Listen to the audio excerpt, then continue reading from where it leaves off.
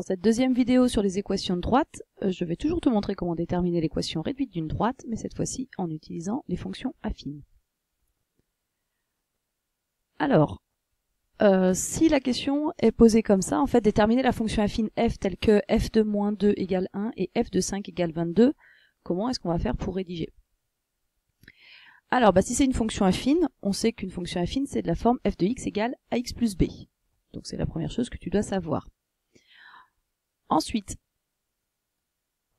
on a la formule du coefficient directeur qu'on avait dans la première vidéo, yb moins ya sur xb moins xa, elle s'écrit autrement en disant f de xb moins f de xa sur xb moins xa, qui est exactement la même formule en fait.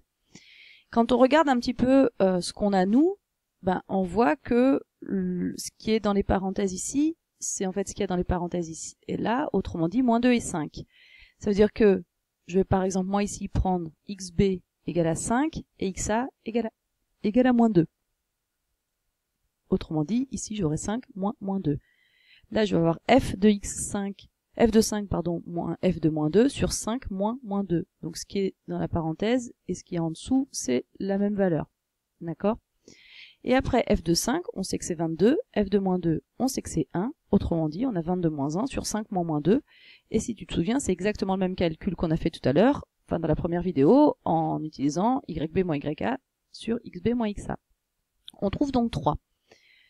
La fin de l'histoire, donc là en fait on dit f de x égale 3x plus b, on vient de trouver le a, et la fin de l'histoire donc est à peu près la même, sauf que la rédaction est différente en fait, mais c'est la même chose, c'est-à-dire on utilise une des deux informations, soit que f de moins 2 est égal à 1, soit f de 5 égale 22, on la remet dans cette dans l'information que f de x est égal à 3x plus b, autrement dit ici, si je veux f de moins 2, je vais remplacer le x par moins 2, autrement dit, f de moins 2, c'est 3 fois moins 2 plus b.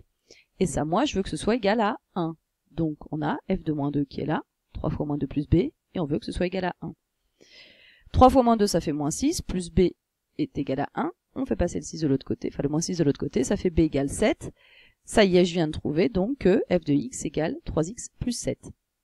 Et on vérifie toujours de la même façon, en remplaçant ici le x par moins 2. 3 fois moins 2, ça fait moins 6, plus 7, ça fait 1. Et en remplaçant par 5, 3 fois 5, 15, plus 7, ça fait bien 22. Voilà, pour cet exemple.